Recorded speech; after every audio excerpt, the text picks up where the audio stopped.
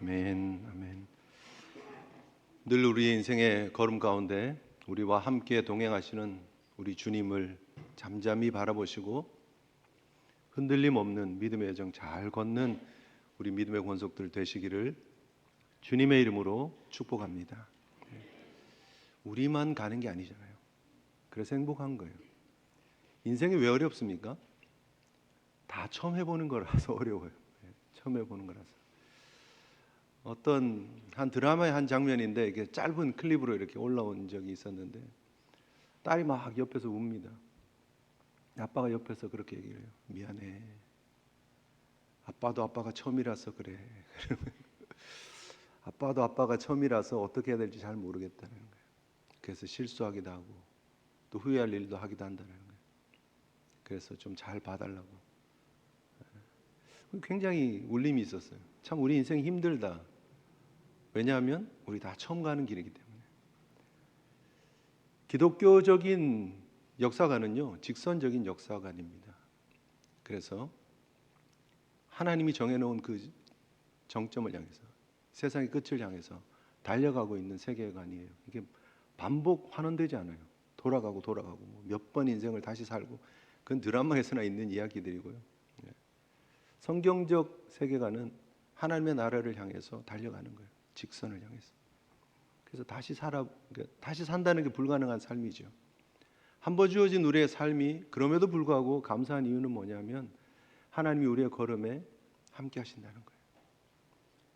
하나님이 우리의 걸음을 모른 척하지 않으시고 하나님 우리 가운데 개입하세요. 들어오시고 찾아오시고 함께 하시면서 이 걸음을 인도해 주신다는 거예요. 그래서 예수 믿는 사람들의 가장 큰 복은요, 우리가 혼자가 아니라는 거죠. 이미 우리 앞서 2000년 전에 우리의 걸음을 구원의 완성으로 인도하시기 위해서 초림하신 예수 그리스도께서 걸어가셨고, 부활 승천하신 예수 그리스도께서 지금도 우리와 함께 동행하시면서 우리의 걸음들을 인도해 주고 계신다는 거죠. 하나님의 영으로서. 보혜사 성령님이 우리 가운데 오셔서 우리의 삶에 필요한 것들을 공급해 주시고 우리의 삶에 필요한 도움을 여전히 주고 계신다는 거예요. 그래서 너무 행복한 거예요. 이 상황을 늘 인지하고 기억하고 살아가는 것이 성도의 힘이고 성도의 능력인 줄 믿습니다. 내가 아니라 나와 함께 하시는 하나님, 내가 아니라 내 안에 역사하시는 성령님의 도우심으로 걷는 것, 그것이 성도의 힘이고 능력이고 우리의 삶의 행복의 근거, 뿌리라는 거예요. 나를 근거로 해서 큰 소리 치면 넘어질 수밖에 없어요. 그런데 하나님을 근거로 한 삶이기 때문에 우리의 삶이 의미가 있고 우리의 삶이 당당하다라는 거죠. 너무나 감사한 것은 그 걸음을 우리가 처음 걸어가지만 예수 그리스도께서 이 땅에 보내심을 받은 자로서 이 땅에 오셨고 그 걸음을 온전히 완수해 주셨습니다. 완성하셨습니다. 구원의 길은 이미 완성되었고 또 주님의 재림을 통해서 완성되어질 것입니다. 이미 그러나의 그 이중적인 하나님 나라의 완성의 이야기를 이미 우리가 많이 배웠고 또 설명도 제가 많이 드렸죠. 그 과정 가운데 우리가 살아가고 있습니다. 예수님은 내가 다른 동네에서도 하나님의 나라 복음을 전하여야 하리니 나는 이 일을 위해서 보내심을 받았다라고 말씀하셨고 그 일을 한 번도 잊어버리신 적이 없으셨어요. 그래서 늘 보내심을 받으신 자로서의 걸음을 힘차게 걸어 가셨어요. 당당하게 흔들림 없이. 그 예수님의 걸음을 한마디로 이야기를 하자면 사명의 걸음이었다. 누가는 그것을 예루살렘으로 여행하시더니라고 하는 표현으로 말씀드렸다고 지금 기록되었다고 말씀을 드렸습니다. 지난주에 7번이나 반복해서 예수님께서 예루살렘을 향하고 계신 것을 반복해서 정의합니다. 왜 이렇게 중요한가? 그것이 예수님이 이 땅에 오신 목적이고 그 예루살렘이 이 땅에 오신 사역의 완성의 장소이기 때문입니다. 그래서 흔들림 없이 그 여정을 걸어가신 그 예수님이 보여주신 그 걸음을 우리가 잘 주의해서 볼 필요가 있습니다. 왜냐하면 우리도 그 주님이 걸어가신 길을 따라가는 크리스찬들, 그리스도에게 속한 자, 그리스도인이기 때문입니다. 우리는 우리의 목적을 위해서 살아가는 사람들이 아닙니다. 하나님께서 우리를 부르신 그 부르심의 목적을 향해서 살아가고 있는 사람이다라는 거예요. 그래서 우리의 삶에 주신 하나님의 의미, 삶의 의미를 잘 기억하는 것이 너무너무나 중요합니다. 왜냐하면 내가 생각하는 내 삶의 목적을 향해서만 한평생의 삶을 살다 보면 결국 우리 인생에는 종착역이 있죠. 마지막 우리 인생을 이 땅에서 마무리하는 때가 온다라는 거예요. 근데 그때 내가 생각하기에 좋았던 것에 대한 평가는 사라질 것입니다. 그런데 무엇이 남느냐면 그리스도 예수 안에서 우리에게 주신 사명, 우리가 하나님 나라를 위해서 부름받고 그 부름받은 이후에 걸음의 의미는 남는다는 거예요. 왜요? 하나님은 영원하시고 그 영원하신 하나님이 내 삶을 평가하실 것이기 때문에 그렇다는 거예요. 그래서 여러분 더 의미 있는 일을 위해서 여러분의 시간들을 잘 활용하시고, 물론 여러분의 일상이 의미가 없다는 얘기가 아닙니다. 그 일상이 하나님의 나라의 관점에서 재해석되어져야 되고 재의미가 부여되어져야 된다는 거예요. 가정에서 일하시는 그 모습, 학교에서 공부하는 그 모습, 직장에서 일하시는 그 모습이 예수 그리스도 안에서 우리에게 주어진 하나님 나라 관점에서 재해석되어지고 그 의미가 찾아와야 우리가 행복한 의미 있는 걸음을 걸어갈 수 있다라는 사실 여러분 잘 기억하시고, 앞서가신 우리 예수님 잘 묵상하시고 바라보시고 믿음으로 잘 전진할 수 있는 주의 종들 되시기를 주님 이름으로 축복합니다. 오늘 본문에 좀 그 구체적인 모습들이 나오고 있어요. 예수님께서 하나님 나라에 대해서 가르쳐주고 계시는 장면을 우리가 볼 수 있었고요. 그 하나님 나라는 은혜로 들어가는 나라였죠. 그래서 굉장히 좁은 나라였어요. 좁은 문으로 들어가는 나라였어요. 인간적으로 혈통적으로 들어갈 수 있다고 큰 소리 쳤던 사람들은 못 들어가고 밖에 나가서 슬피 울며 이를 갈게 되고, 그런데 하나님 은혜로 놀랍게 동서남북에서 하나님 나라 잔치에 부름받은 사람들이 오히려 가득 찰 것이다 라고 하는 역설적인 메시지를 주셨습니다. 그런데 그 하나님 나라의 완성을 위해서 걸어가시는 그 예수님이 그러면 얼마나 분명한 사명의 길을 걸어가셨는가, 오늘 본문을 통해서 우리가 보기를 원합니다. 예수님께서 예루살렘을 향해서 계속해서 그 걸음을 걸어가고 있는데 어떤 바리새인이 나와서 이렇게 얘기를 하는 거예요. 여기를 나가서 떠나십시오. 나가서 여기를 떠나십시오. 헤롯이 당신을 죽이고자 합니다라고 얘기를 하는 거예요. 겉으로 보면 예수님을 따르는 많은 사람들 중에서 예수님을 핍박했던 종교 지도자들이 있었고 그들을 바리새인들, 서기관들이라고 우리가 알고 있는데, 그들 중에서도 정신 차리고 예수님을 잘 따르는 사람이 있었나 보다, 그래서 예수님께 호의를 베풀고 있네라고 생각할 수도 있는 장면이에요. 그래서 미리 귀뜸을 해두고 예수님께 해드리고 빨리 이곳을 떠나십시오 라고 얘기하는 것처럼 보여질 수도 있고요. 아니면 그들이 지금 영향권을 미치고 있는 이 지역에 예수님이 들어와서 자꾸 인기가 높아지고 새로운 하나님 나라를 그들이 받아들일 수 없는 하나님 나라에 대한 메시지를 자꾸 전파하니까 아우 골치 아파, 빨리 이곳을 떠나십시오 라고 하고 있는지도 몰라요. 근데 문맥상으로 이렇게 놓고 보면 긍정적인 의미보다는 부정적인 의미가 많다라고 볼 수 있겠죠. 왜냐하면 예수님이 굉장히 냉담하게 반응을 하십니다. 그래? 이렇게 얘기해 줘서 고맙다 라고 얘기하지 않으세요. 반응을 보면 32절에 너희는 가서 저 여우에게 가서 일러라, 보고해라. 나는 오늘과 내일 내가 귀신을 쫓아내고 병을 고치다가 제3일에는 완전해질 것이다 라고 하는 말을 전해라라고 얘기를 합니다. 누구에게요? 헤롯에게. 헤롯은 우리가 아는 헤롯 대왕의 아들 헤롯 안티파스를 이야기를 하는 거고요. 그 안티파스는 바로 세례 요한을 참수했던 왕입니다. 분봉왕, 갈릴리와 베레아의 분봉왕으로서 사실은 실권을 가지고 있던 사람이었습니다. 그런데 그가 예수님의 걸음을 방해하려고 한다고 하지만 예수님은 눈도 끔찍하지 않습니다. 오히려 그를 향해서 그 여우에게 가서 이 일을 전해라라고 얘기를 합니다. 오늘과 내일 나는 귀신을 쫓아내고 병을 고칠 것이다. 무슨 말이에요? 나는 흔들림 없이 내가 하던 이 사역을 계속 할 것이다. 그리고 제3일에는 완전해질 것이다 라고 말씀을 하시는 예수님의 모습을 보게 된다라는 것이죠. 사실 실제로 헤롯이 예수님의 존재에 대해서 굉장히 신경을 쓰고 있었다라고 성경은 말하고 있죠. 이미 우리가 살폈습니다. 누가복음 9장 7절, 8절, 9절에 분봉왕 헤롯이 예수님의 사역에 대해서 들었어요. 놀라운 이적이 벌어진다라는 얘기도 들었어요.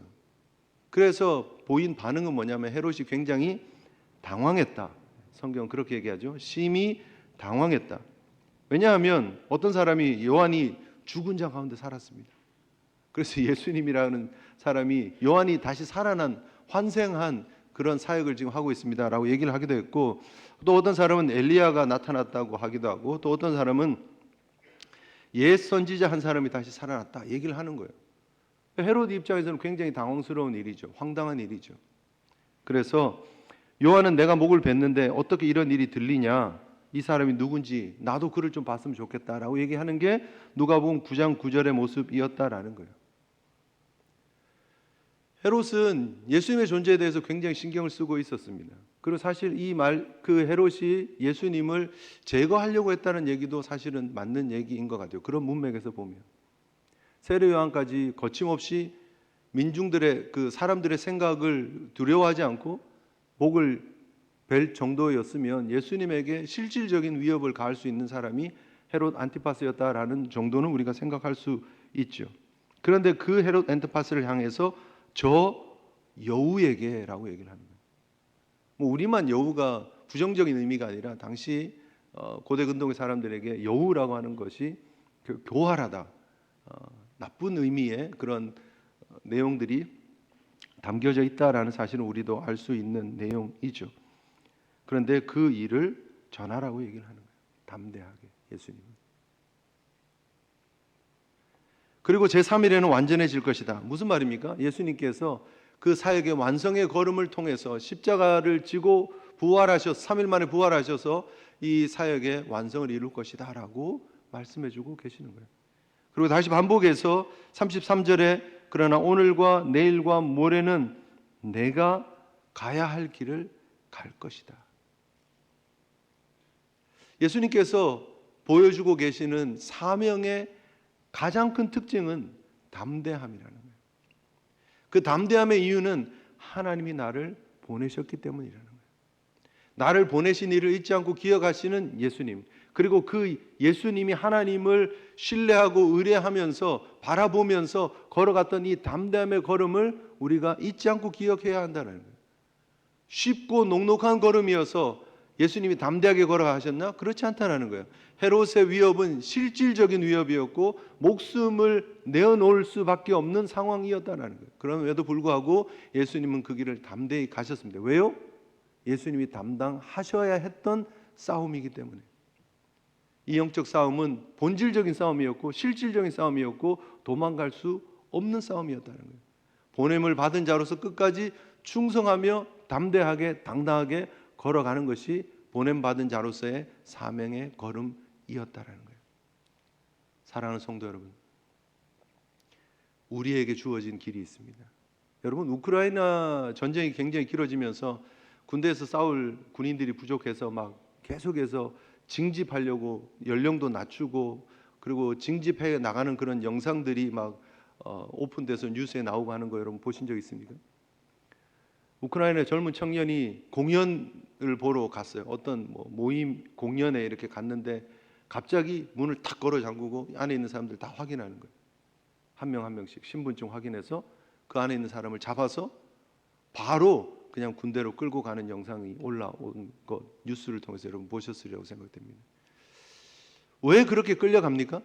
그 사람은 우크라이나 국민이기 때문이에요. 내가 전쟁을 피하고 싶다고 해서 피할 수 있는 게 아니에요. 러시아와의 전쟁은 실존하는 전쟁이고 내가 그것을 거부하고 부인하고 난 가기 싫어라고 해서 피할 수 있는 게 아니라는 거예요. 하나님 나라 백성으로 부름받은 우리도 마찬가지입니다. 여러분, 우리가 하나님 나라를 위해서 부름받은 하나님의 백성인 줄 믿으십니까? 그러면 우리에게도 이 영적 싸움, 이 영적 전쟁이 실존하는 전쟁임을 믿으시기를 바랍니다. 우리 예수님이 하나님이 계획하신 하나님 나라의 완성을 위해서 부름을 받으셨고 걸어가셨어요. 그런데 그 걸음조차도 방해했어요. 어둠의 세력들이, 사탄 마귀가. 그런데 여러분, 그 예수님의 은총 가운데 부름받은 하나님의 백성으로서 우리의 걸음을 사탄 마귀가 여전히 가만히 두겠느냐는 거예요. 가만히 두겠습니까? 그러지 않죠.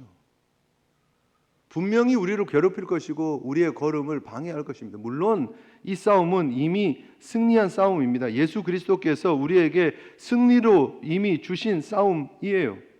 그럼에도 불구하고 사탄 마귀는 이것을 인정하지 않죠. 거부하죠. 그래서 계속해서 아직도 우는 사자와 같이 삼킬 자를 찾으려고 돌아다니고 있고, 특별히 믿는 사람들 넘어뜨리려고 애를 쓰고 있다는 거예요. 그게 현실이라는 거예요. 눈에 보는 게 여러분 다가 아니에요. 우리가 보고 있는 우리의 현실의 삶에 나타나고 있는 그런 상황들, 환경들 때문에 우리가 흔들리면 안 된다는 거예요. 그 넘어 있는 영적 싸움의 본질을 볼 줄 알아야 된다는 거예요. 이런 이야기가 있더라고요. 두 천사가, 그냥 이야기입니다 여러분. 설명을 좋게 하기 위해서 예수님 비유를 들었던 것처럼 우리가 이렇게 그런 영적인 세상을 잘 이해하기 위해서 이렇게 만들어진 이야기들이 있습니다. 그래서 이야기를 이야기로만 받아주시면 되겠습니다. 두 천사가 있었습니다. 하나는 한 나이 많은 천사가 있었고 하나는 젊은 천사가 있었는데, 그 두 천사가 사람으로 이렇게 변장해서 여행을 하는 중에 한 부자 집에 도착을 합니다. 하룻밤을 보내게 됐습니다. 거만한 부자가 천사 둘을 받아들입니다. 그리고 집안을 이렇게 막 한참 돌아가요. 방이 여러 있었는데 그 방을 다 지나더니 지하로 내려가는 계단으로 해서 내려가서 지하에 있는 창고방 하나를 주는 거예요. 뭐 여기서 그냥 하루 지나다가 가라고 얘기를 하는 거예요. 젊은 천사가 굉장히 화가 났습니다. 근데 밤에 이제 마룻바닥에 누워가지고 자는데 나이 많은 천사가 일어나더니 그 벽에 구멍이 나 있는데 그 구멍을 메꿔주고 있는 거예요. 그래서 젊은 천사가 화가 나가지고 그 나이 많은 천사에게 질문을 합니다. 아니, 우리를 이렇게 박대하는 사람에게 왜 선을 베풀고 있습니까? 라고 얘기를 하는 거예요. 그랬더니 그 나이 많은 천사가 눈에 보이는 게 다가 아니라네 라고 얘기를 합니다. 그리고 밤이 지납니다. 그리고 나서 일어나요. 그리고 또 여정을 이어갑니다. 그리고 한 가난한 집에 도착을 해요. 그런데 그 집의 남편과 아내는 굉장히 따뜻하게 맞아줍니다. 그리고 자기들이 먹을 음식도 모자랄 텐데 정성껏 음식을 준비해서 식탁을 마련해서 음식을 먹으라고 하고, 그리고 자기들이 자야 될 침대를 내어줍니다. 손님이 오셨는데 우리가 그럴 수 없으니까 이 침대에서 주무십시오. 그리고 자기들이 다른 창고에 가서 바닥에 누워서 자는 거예요. 편안하게 잘 잤습니다. 그런데 다음날 아침에 웬일인지 이 남편과 아내가, 가난한 집 남편과 아내가 막 울고 있는 거예요. 무슨 일인지 가서 젊은 그 천사가 가서 물어봅니다. 무슨 일입니까? 밤사이에 무슨 일이 있었습니까? 그랬더니 아니, 우리 집에 유일한 생계를 유지할 수 있는 소가, 우리가 그 소에서 우유도 짜서 먹고 또 밭도 갈기도 하고 했었는데 그 소가 갑자기 죽었습니다 라고 얘기를 하는 거예요.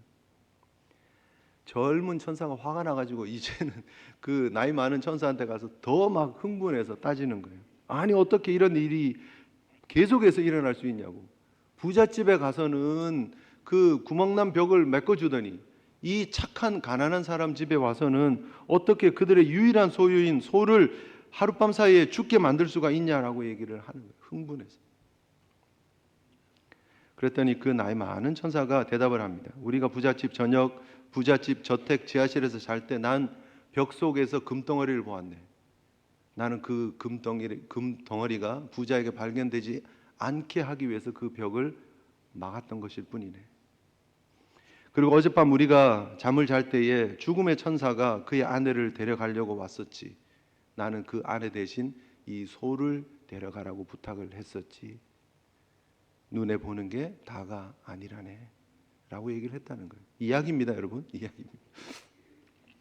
근데 뭐예요 결국? 우리가 보는, 눈으로 보는 게 다가 아니다는 거예요.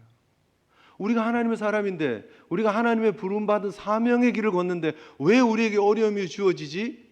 여러분, 그 어려움을 어려움으로만 보지 말라는 거예요. 예수 그리스도가 하나님의 보내심을 받은 사명을 가지고 이 땅에 걸어가셨는데 왜 예수 그리스도에게 십자가가 주어지지? 왜 그 십자가를 어려움으로만 보면 안 된다는 거예요. 고난의 관점에서만 보면 예수님은 십자가를 지시고 죽으셨습니다. 패배하셨습니다. 그런데 영적인 관점에서 보면 그 죽음은 우리 온 인류의 죄를 함께 짊어지고 우리와 함께 연합해서 돌아가신 속죄의 죽음이었다는 사실을 우리는 알잖아요. 그죠? 그런 영적 비밀을 아는 하나님의 사람이라면 우리 가운데 주어진 모든 일들을 겉으로 드러나는 것만 놓고 판단하면 안 된다는 거예요. 예수님께서 그 상황과 환경을 넘어 하나님 주신 영적 사역의 영적 싸움의 본질을 알고 믿음으로 담대하게 걸어가셨던 것처럼 우리 사랑하는 성도 여러분들에게 주어진 믿음의 싸움을 담대하게 힘차게 잘 감당해 나가시기를 주님 이름으로 축복합니다. 사도 베드로는 이렇게 이야기를 합니다. 사랑하는 자들아, 너희를 연단하려고 오는 불시험을 이상한 일 당하는 것 같이 이상히 여기지 말고 이상한 일 당하는 것처럼 이상하게 여기지 말라는 거예요.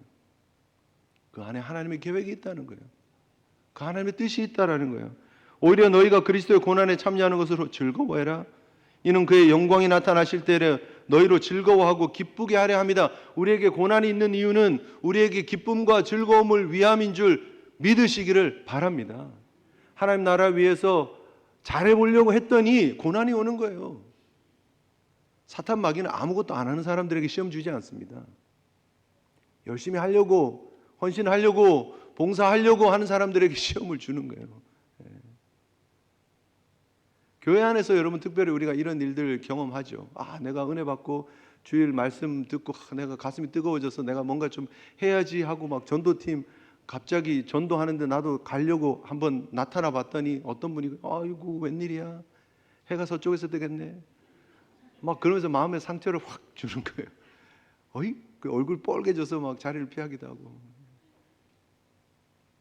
내가 주방 봉사 좀 해야지 하고 주방에서 나타나면 아이고 이제 철들었네 뭐 그러기도 하고.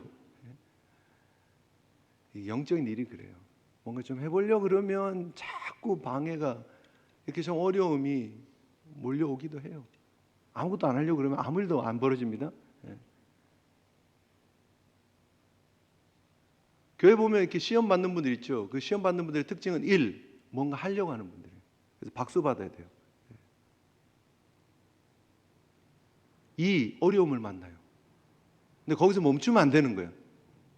3, 뚫고 나가서 하나님만 보고 사명만 보고 뚫고 나가서 그 사명을 완수해야 되는 줄 믿습니다. 시험 받지 마세요, 여러분.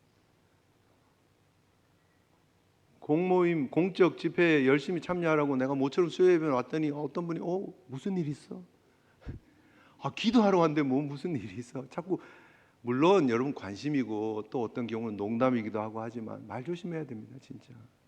그럴 때 꼭 사탄 마귀가 이렇게 틈타가지고 상처를 줘요. 그리고 시험 받게 하고.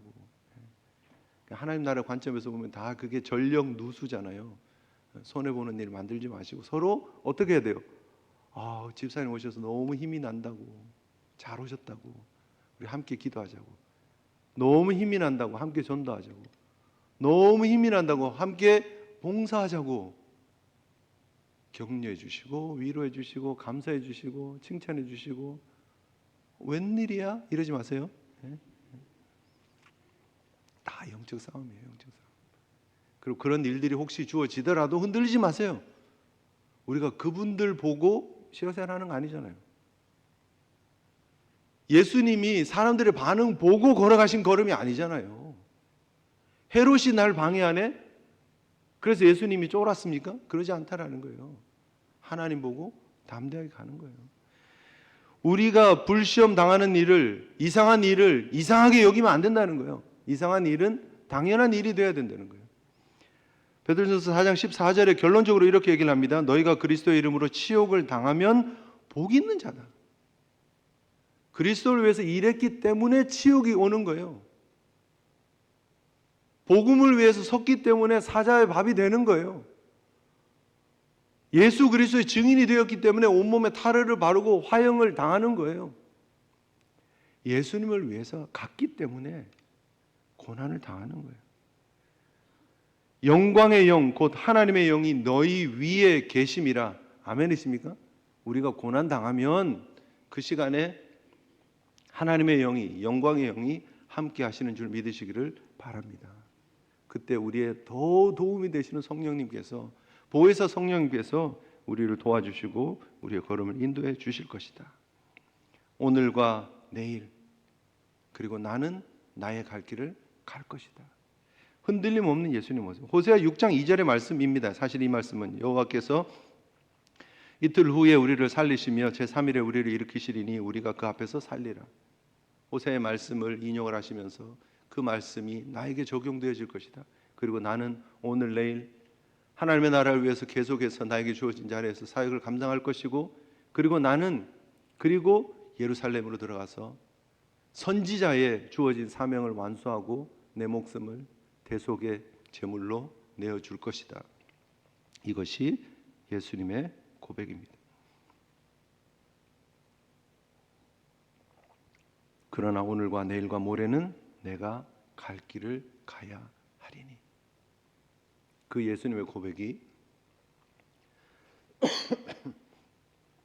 저와 여러분들의 고백이 되시기를 주님 이름으로 축복합니다. 그 예수님이 이렇게 담대하게 걸어갈 수 있었던 또 다른 이유를 오늘 본문에 살짝 보여주고 있습니다. 34절에 보면 예루살렘아 예루살렘아 선지자들을 죽이고 내게 파송된 자들을 돌로 치는 자여, 암탉이 제 새끼를 날개 아래 모음 같이 내가 너희의 자녀를 모으려 한 일이 몇 번이냐. 근데 너희들이 거부했다. 이거는 우리 예수님이 예루살렘을 향해서 슬퍼하며 탄식하며 애가를 부르시는 내용이에요. 안타까워하는 내용이 슬픔의 노래로 담겨 있는 내용이에요. 당연히 내가 선민이기 때문에 나는 구원받을 것이야 라고 생각했던 그들이 그 하나님의 복음 앞에, 하나님의 나라 앞에 반응하지 못하고 그들이 결국은 쫓겨나서 슬피 울게 되어지는 그 모습을 예수님은 아셔서 지난 시간에 그렇게 말씀하셨고, 오늘 반복적으로 예수님은 그 아픔을 안고 하나님 앞에 애가를 부르고 계시는 거예요. 왜요? 하나님이 너를 얼마나 사랑하는데 너희는 어떻게 이렇게 하나님 나라를 거부하고 있느냐. 안타까워하는 거예요. 예수님이 이 땅의 사역을 흔들림 없이 감당할 수 있었던 이유는 이 하나님의 마음을 알았기 때문이에요. 하나님이 이 영혼을 얼마나 사랑하는지를 예수님은 아셨어요. 그래서 그 마음으로 이 사역을 감당하시는 거예요.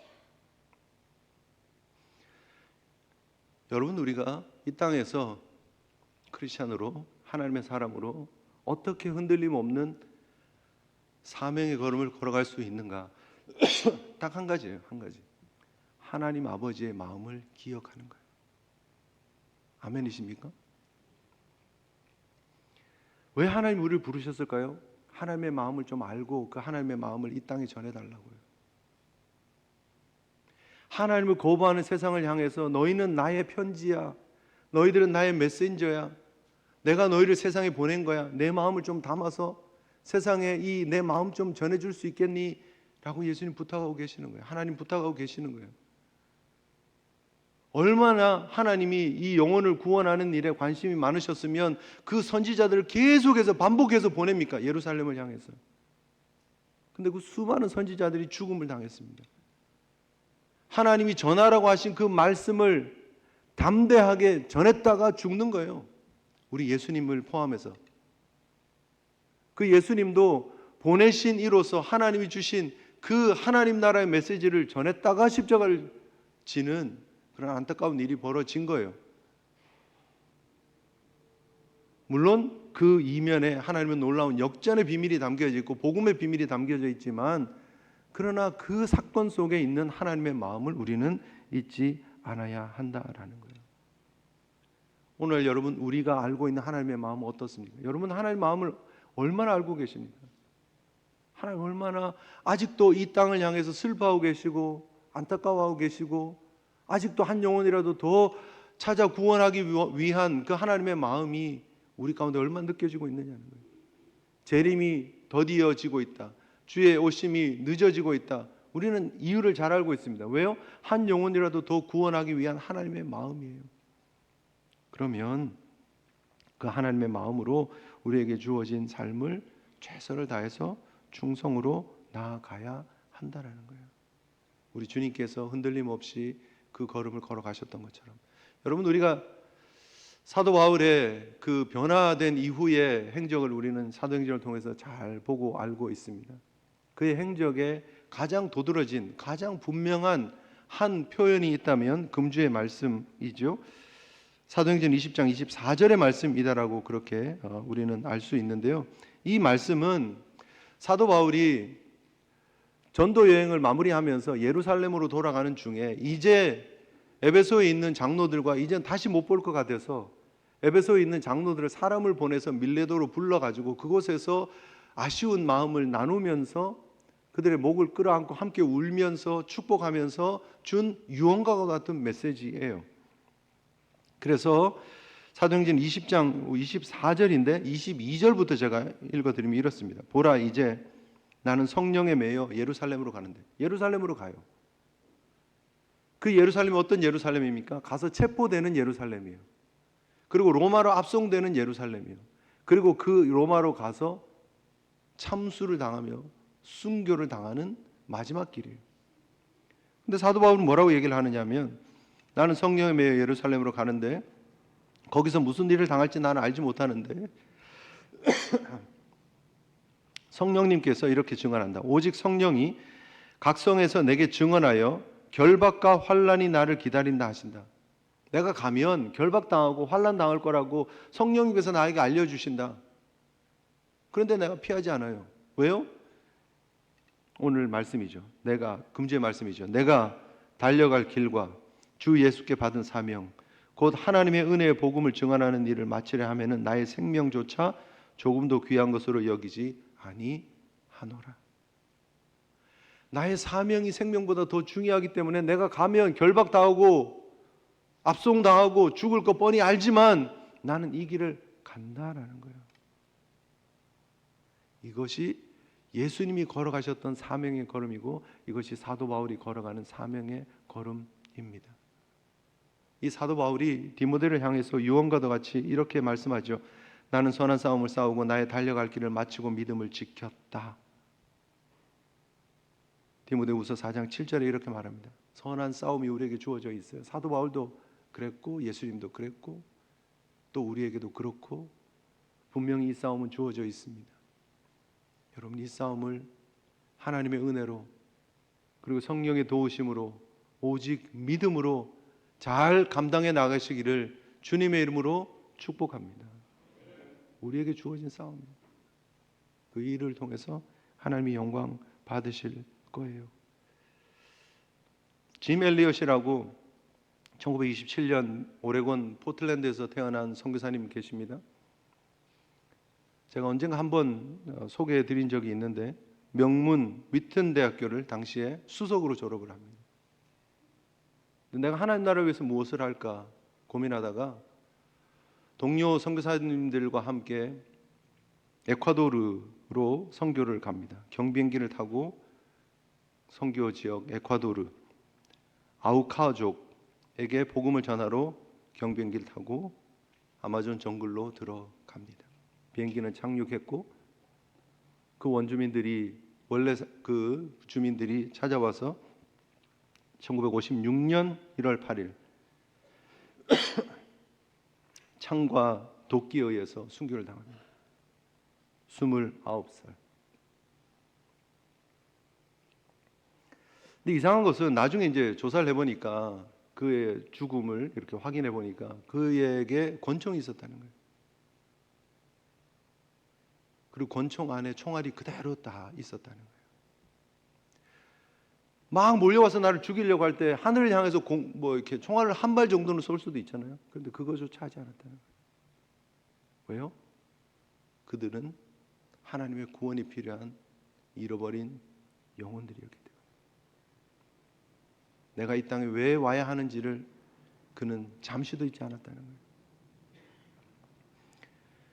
결국 그 모든 선교사님들은 순교를 당합니다. 그리고 나서 다시 그 부인들이 그 부족으로 들어가요.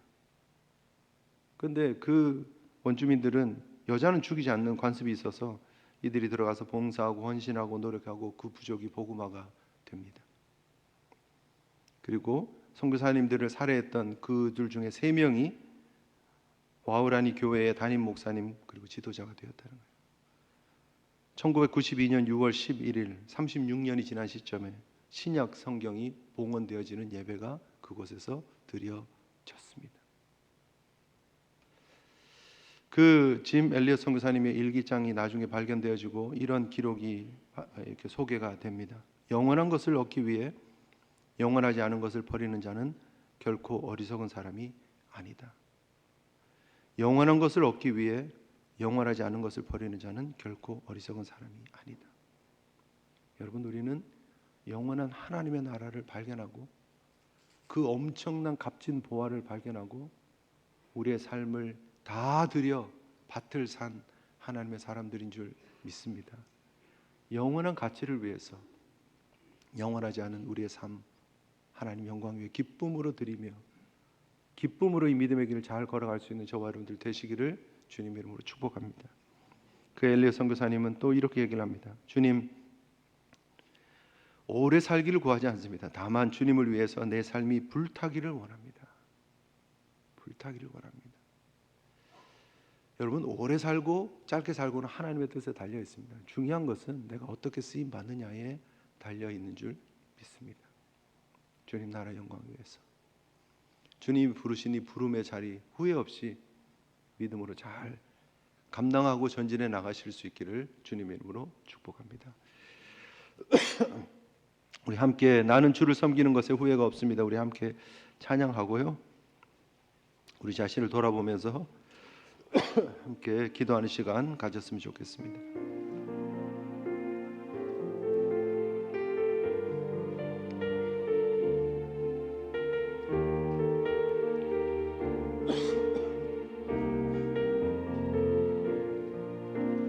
나의 평생에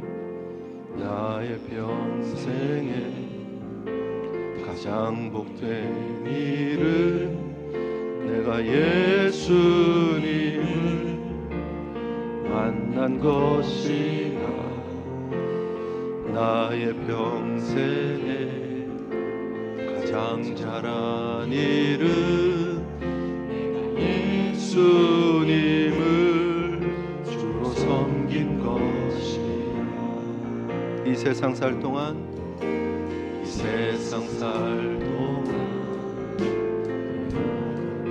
길이 험하여서 넘어질 때도 주의 강한 손이 나를 붙드시니 예수님만 주로 섬기면서 나는 주를 섬기는 것에 후회가 없습니다. 내가 걸어온 모든 시간 다 주의 은혜, 내가 걸어갈 모든 날도 주만 섬기며 살리 오직 예수 이름 부르며 살아가리라. 이것이 나의 간증이요,